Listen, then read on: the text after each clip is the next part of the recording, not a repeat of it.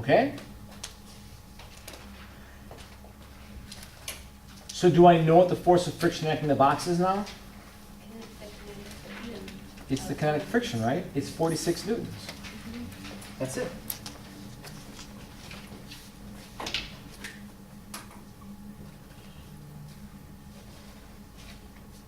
Yeah, that's the force acting against the box, 46 newtons. Even though I'm pushing with 70, that's fine.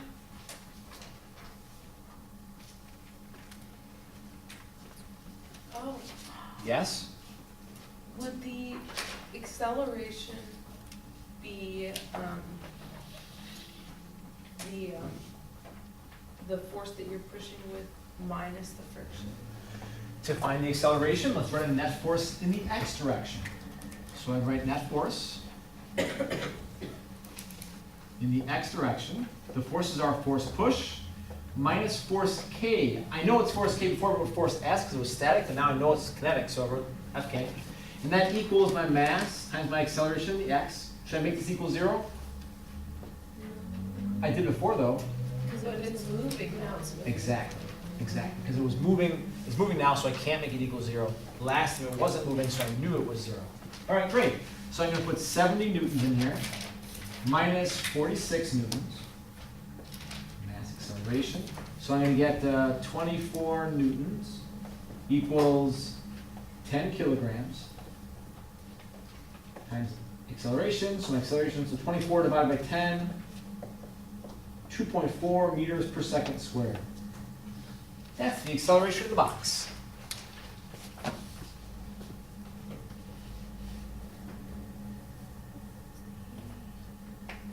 Because it's moving. It is moving. It is moving and accelerating. Sound good? Yes? Yeah, what if the box has a constant acceleration and is moving? That's fine. It means it's speeding up, right? Yeah, that's fine. If I wanted to take this one step further, I could add a part C. I'm not going to, but I could add a part C, and I could say, okay, if you push the box with 70 newtons of force, how fast will it be moving after 5 seconds? The box is starting from rest, right? So initial velocity is 0. You know the acceleration is 2.4 meters per second squared, and the time is 5 seconds. Use one of those kinematic formulas. Find the final velocity, no big deal. Oh, we're over that. We're over that. That was yesterday, yeah? This is just a hypothetical, but wouldn't the acceleration be different when you start pulling an object? Versus like the acceleration when the object is already moving? Yes. Okay. When you go to push it, you're putting the 70 newtons on there. Once you get it, since you're applying more than static friction can resist with, Yeah. you'll start moving, and it's And gonna, then, it will have an acceleration of Yeah. 2.4, and they'll start speeding up. but when you initially start, it's different. No, not really. Are you thinking of the velocity maybe? The velocity starts at 0, but then to change your velocity, you need an acceleration. So the acceleration, even when you start, is the same as when you If get. it's moving, yeah, it's what it is. Listen, there might be a microscopic second somewhere in there where it's slightly different, but. Ellie, a question? No. All right, now, how about this? So I'm pushing this, right? So here's the box. And I start pushing 70 newtons, so it starts to accelerate now, right? Now, as I'm pushing it, I kind of back off a little bit, and I push with 50 newtons. What's happening? It slows down, right? It doesn't stop automatically. I'm pushing it. Here it goes. 70 newtons, and we're accelerating at 2.4 meters per second. And then I kind of relax and push only 50 newtons. Is it moving? Yeah. So I'm fighting against kinetic friction, right? But it's decelerating. Is it decelerating? Wait, so it's moving at 70 and it slows down to 50? The force I push with, I start with 70 and get it moving. And then once it's moving, I back off a little bit. and now I'm only pushing with 50 newtons. Also, it goes at 50 now. What do you mean it goes at 50? Or like it doesn't stop, it just. It's still moving. Let me try this one. I'm pushing the box, 70 newtons. I get it started. Now it's moving. Now I ease off and I push with 46 newtons. What's the net force on the box? It's the original minus the, we can use that at constant. 0, because the friction force is 46. It's moving, right? It's still moving. Friction force is 46, and I'm pushing with 46. They cancel out. Constant velocity, right? This is what you did in that lab. You did that. You pushed it, you got it started at 7 newtons, and then backed off a little bit to about 5.8 newtons, and kept it going at a constant velocity. So in that case, now it would be 46 minus 46, okay? All right, does that make sense? Like static friction? No, because it's still moving. So we're not doing static friction right now. It's still moving, right? Okay, so we'll try it again. What do you want to say? Is it because it's accelerating at 46 and 46 that it's still moving? It's still moving, but not accelerating. Oh, Okay, let's try this one. So I'm back to, I push the box to 70 newtons. 70 newtons, I'm pushing, and it's accelerating. Okay. And now I back off, and I'm only pushing with 50 newtons now. 50 newtons. So let me replace this. Not 70 anymore, it's still moving, right? Yes. So what kind of friction am I fighting? 46. Kinetic and 46 newtons, right? Kinetic, 46 newtons, because it's still moving, so it's kinetic. But I'm only pushing with 50. Is there a net force? Yes. 50 minus 46, and it's positive, right? Correct. So I would still have a positive acceleration. I would still be speeding up. Okay? Now if your mind's going, wait, I don't understand, you can push less but still speed up? Yeah, because I was pushing with way more than I needed to. When you're driving and you put the pedal all the way down, you speed up an awful lot. And you realize, I shouldn't go this fast. You back off the pedal a little bit, right? But have you ever eased off the pedal but still be speeding up? Yeah, right. That's the same thing here. I'm not pushing with 70, I'm pushing with 50, but I'm still more than friction, so I'm speeding up. Now I back off a little more, I'm pushing with 46. Now I'm exactly equaling friction, So you have no acceleration. no acceleration, but I'm still You're still moving. moving. That's fine, that's what our lab was all about, right? You don't like that? I was just saying, every time I hear no acceleration, I think no net force. No, you're right. No, Yes, that's yes. right. That's what I'm trying to do. That works. Yes. No acceleration, no net force. Look, the forces cancel each other out. There is no net force, no acceleration. It doesn't mean you're not moving, though. Okay,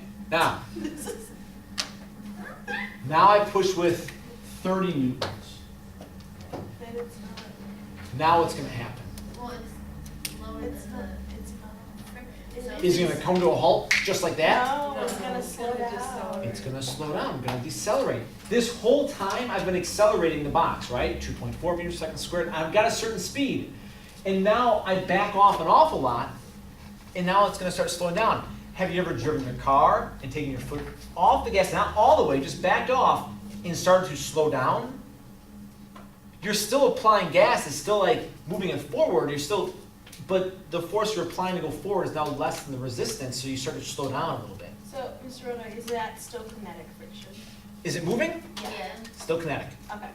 So If it's when is- moving, it's kinetic. So when does it start being static? When it's Stop. not moving, So like when it's like, when it stops. okay. So let's get to that part. Alright. So what if I just stop pushing? Then it, well, it's zero. Then It's gonna decelerate. Then it decelerates, right? Alright, we push it, 70 newtons is moving, and then I stop. That still goes forward, right? It has inertia, it's still moving forward.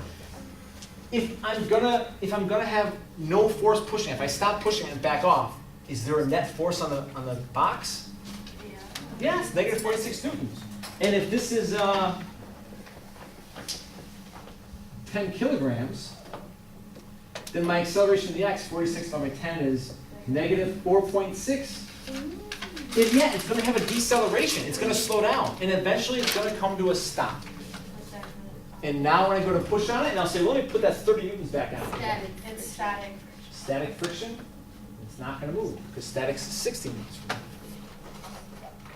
Okay. How much much is like, I know that we've established like what constitutes a Newton, but like how many Newtons is like a ton of Newtons? Like is 30 Newtons like a really A ton, large amount of how many Newtons? pounds is that? Newtons? Here, Like is this like 1 Newton? what's the mass in that? Yeah, 1,000 grams. 1,000 grams. So 1,000 grams is 1 kilogram, right? Yeah. 1 kilogram. And the force of gravity acting on that thing then would be the mass times the gravity. So 1 kilogram times 9.8. 9 point. Oh, So the that time. is 9.8 newtons, or about 10 newtons, right? Oh. So that's 10 newtons. So you holding that up is 10. Yeah. So then if this is only 100 grams, that will be 1 newton. Oh, okay. So this is like 1. Okay. There you go, 1 newton. So 1 newton isn't all that much, right? So it takes a lot of newtons to start a car.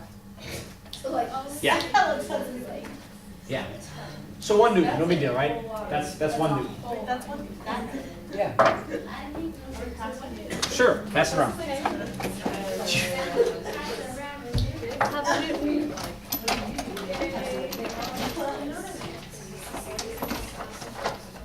Do you want to hold something kind of heavy? Here's a newton. That's a 1 newton. Okay, all right. We are ahead of schedule, good.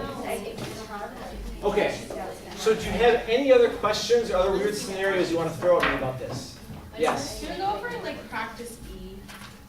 In the Yes. book? Because like I was all of it.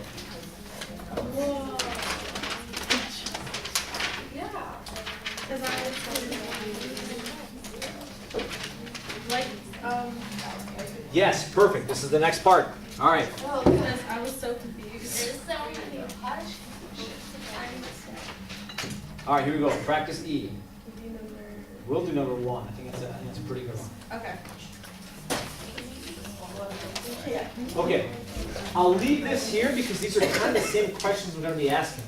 So let's start this problem. Over here.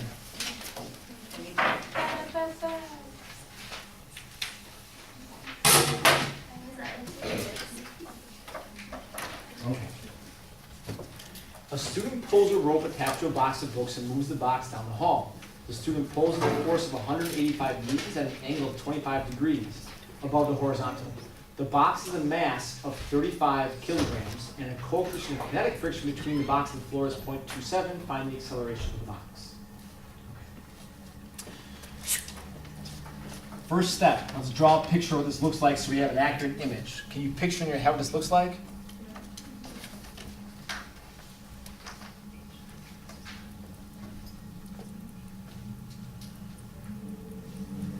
There's our box, there's our rope. The rope's at an angle of 25 degrees to the ground.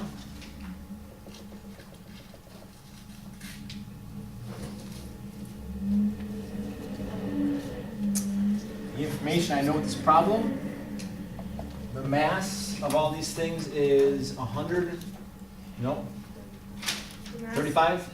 Yeah. Think, 35 kilograms. There's a force pull, which is 185 newtons.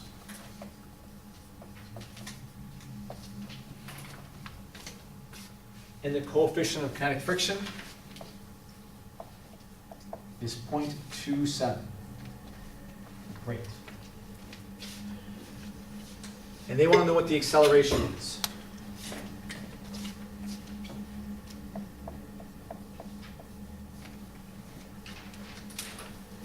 Okay, to find the acceleration in the x, I'm going to have to use the net force in the x equation, right? Let me just write down some of the things I'm going to need over here, but when I'm actually doing the problem, I'll do it in order. So we'll start with this idea that, hey, if I know the net force in the x direction and the mass, that I can figure out the acceleration of the object, and that's what I'm looking for, right? Okay, so I need to figure out the net forces acting in the box. To figure out the net forces, I'm going to have to draw a net force diagram. So let's draw a net force diagram. What are the forces acting on this box? Gravity. Great. Gravity going down.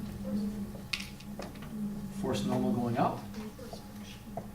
and a force of friction. Do I know what kind of friction I'm working against? Is the box moving? It's, being pulled. Yeah. It is moving. It says it's being moved, right? Also, it doesn't give me a coefficient of static friction, so unless that's what I'm trying to find, I can assume it's moving then. But it tells me. So this is force kinetic friction going backwards, right? Great. So now, if I go to complete this, okay? If I go to complete this, I say, all right, my net force is the x. I have force. Well, wait, what are the forces acting in the x direction? Kinetic Kinetic friction, and force. And then force. but the pole's going in an angle. Oh, do we use sign? I didn't realize it was so broken. It's doing the reaction. This force is at an angle, isn't it? Oh, no. I should split this up into its two components. That means there's going to be a force pole y and a force pole x. I think my new form was All right, here we go. please. I'm going. Can I what? When might one use this? In real life? How might one advance You in became a life? physicist. Or you could be a physics teacher. Yes. civil What about engineer. space, man? Out of anything, this kind of knowledge is so useful. It is so useful. In what way though? When this problem's done, we'll come back to it. You may not be doing the math, but the concepts behind it, you would definitely know. So we'll come back to this. Ooh, well, if you were like, okay, this is a really weird hypothetical Oh random. boy. You should do your thing. Yeah, let's just do this first, and then we'll come back to your hypothetical. Wait, so we're looking for the fx to put into that equation, right? Yes. Okay. So here's the deal. The first step I take after drawing a picture is I take any vectors and I break them up into their x and y components, which isn't that big of a deal. We've done it so many times, it shouldn't be a problem. That's 185. So the x component is the adjacent, so it's cosine, right? Yes. Yep. Correct. And the y is the opposite side, so it's sine. Why do we need the y? We don't yet, but, well, we will eventually. Also, when I do a problem like this, if the first thing I do is I draw a picture. Second thing I do is I break up any vectors into their components, because I'm pretty sure I'll need all the components. If I don't, it was a little extra work, no big deal. And it's 25 degrees, not 25. Thanks. Confused? Oh, we about the that. 27, 25. Okay, so for this part, I'll say force pole y would be sine 25 times 185. Force pole x, cosine 25 times 185.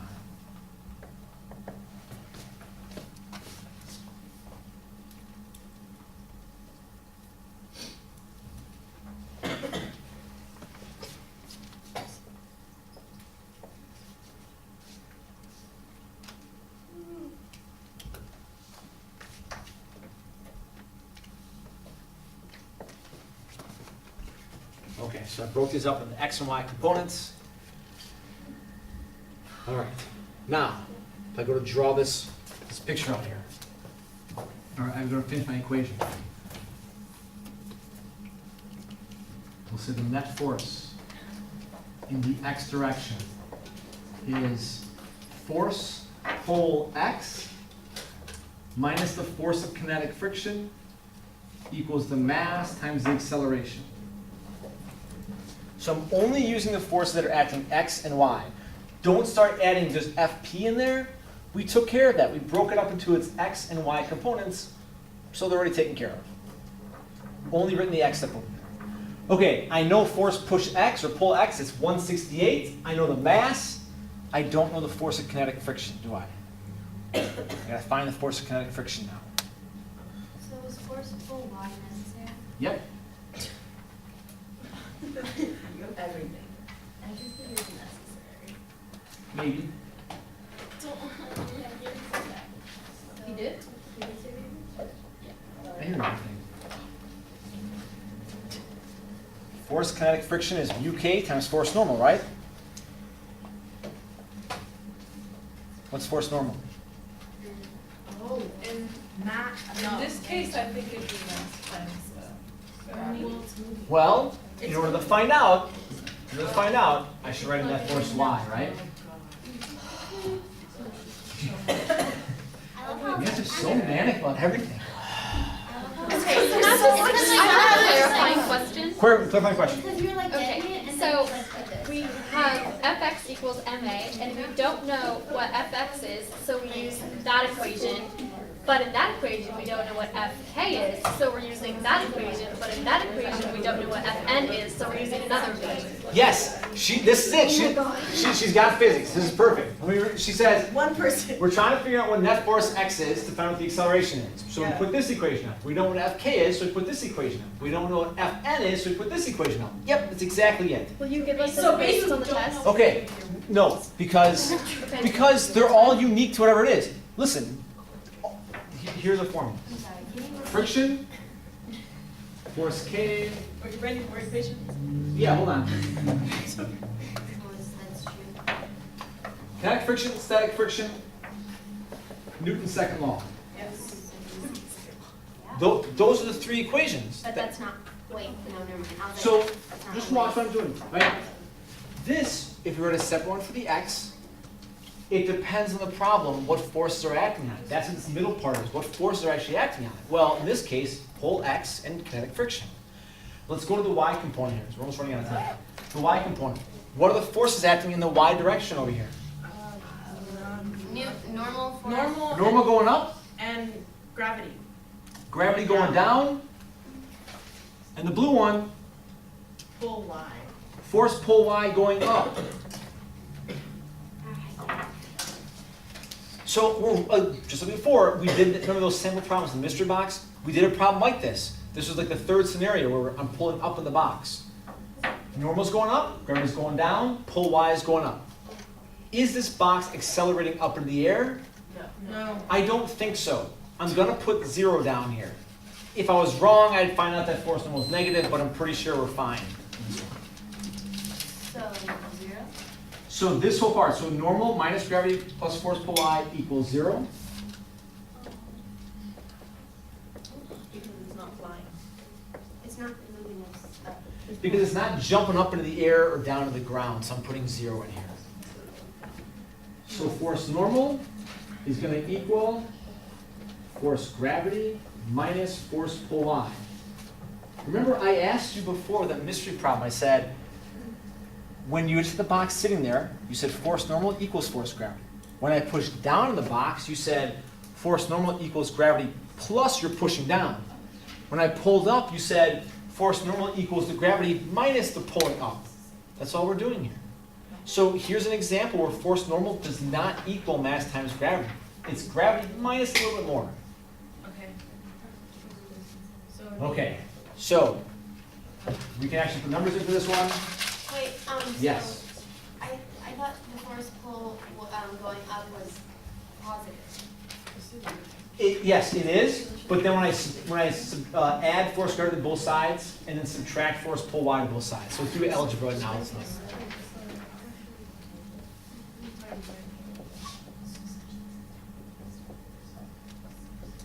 Running the space here. So 35 times 9.8.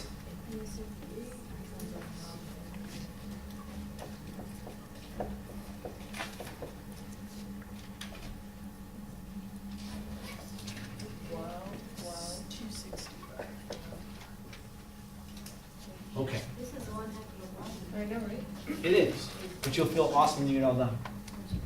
Force normal. Yes. Now we know what force normal is, right? Yes. Let's put it in here to find force friction.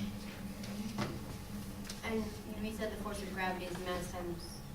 Yeah, that's mass times gravity. I was running out of space, so I just wrote the numbers in instead of putting m times g.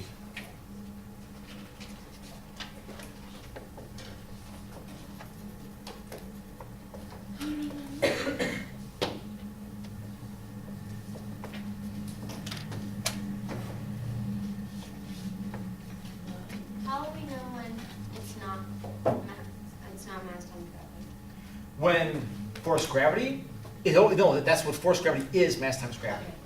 It's force normal that's not always equal to that.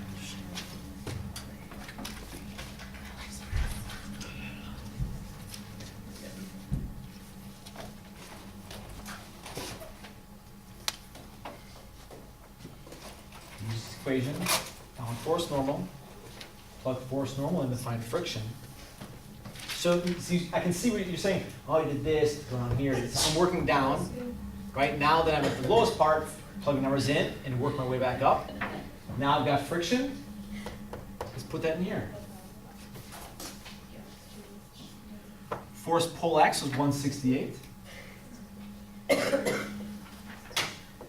Minus 72 newtons equals the mass of the object times the acceleration.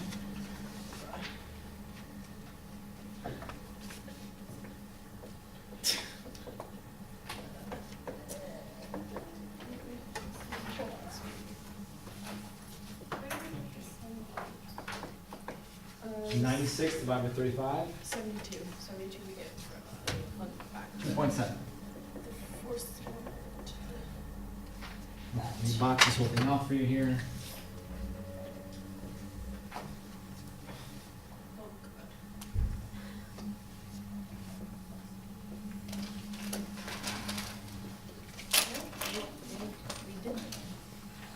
Yes, you did it. That's it. Is that 2.7? Yes. Yes.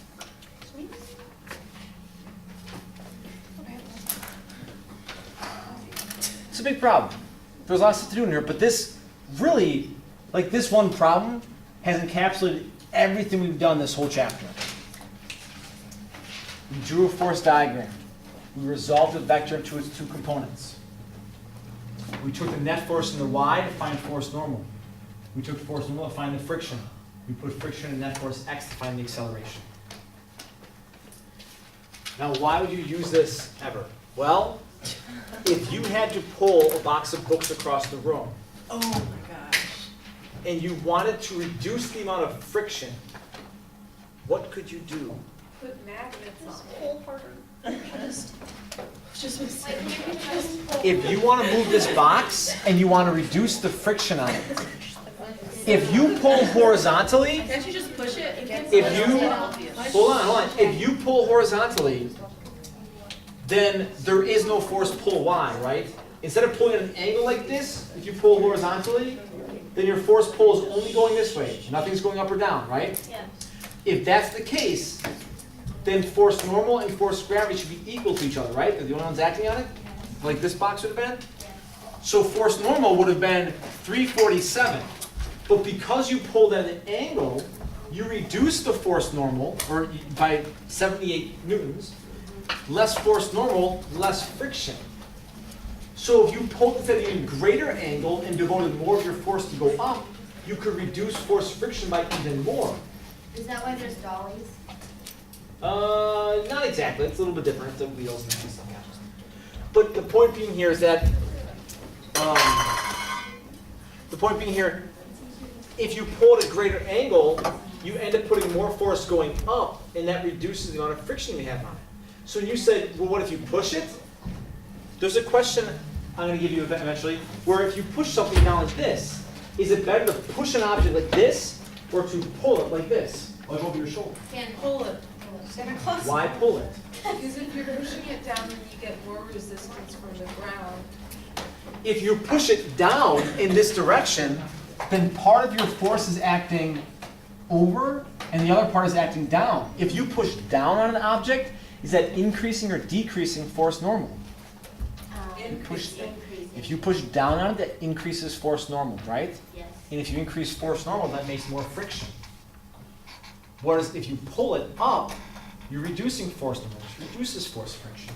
Less force normal, less force friction. Correct. What do you want to say? Oh, my hypothetical, you could use physics to be awesome at magic. Like magic. Okay, all right, I won't, all right, sure. You know, our real life application. Here's what I have for you. Now, don't not pay attention to what I'm saying, this is important. I made a bunch of review problems for you, okay? Now you already have practice problems in the book, and you already have the practice test from the book, and you have the answers to the practice test on the website. But I made some practice problems for you to use. My only fear is that when students get this, they think it's like some sort of magic secret or something. And they say, okay, great, I've got this. If I just do these problems, I'll be fine. So they'll do the problems, and they'll check the answer. But number one is that A, oh, okay, it's A. And they'll do that really quickly, check their answers. And are you going to hole punch it? Wait a moment. He's blocking. Yes, you can use this to help you study, okay? And this might be a way if you look at something and say whether you know it or not. But if you have to look at a problem and say, oh, is it A? Oh, it is. Okay, good, I got it. That doesn't mean you know it. You just guessed on the problem. If you really know your answer and you feel solid about it, and then check your answer and you're right, good. If you get it wrong, you go, oh, well, see, yeah, I guess I made a mistake. It was just a silly mistake. No, you got it wrong. You should really double check it, make sure you understand this stuff, okay? So this could help you. It's just extra practice problems. Some of them might be a little bit tougher than the stuff you might see in the test. But please don't come up to me and say, okay, so if I just do this and I'm set, then I'm good, right? Don't say that, because I don't know. Okay? It depends if you're struggling through this or if you're breezing through this. I don't know. You have to study until you feel it's right. Okay? So you have this, the answers are on there, yes, you can do that. I'm also here at school today to answer any questions. We'll do some more practice problems. Would you say that's a tougher question? This is a tough question, but I think you might have something like this on the test. But maybe not the full thing. So like half. Yeah, I might ask you something different. I might say, like, what's the force of friction acting on this box? Well, we have adequate room to do our work in. Yes, and if you ever need more room, I can always give you more scratch paper. I do try and pay attention to that when making the test. I give you space to work the problem on. You need space, there'll be a lot of space in there. If you come to a problem, there's not a lot of space, and you think, I need 2 pages, you might be overthinking it. I also plan on you organizing your work though, so if you're just scratching numbers all over the place, then you might run out of room. But I always have scrap paper.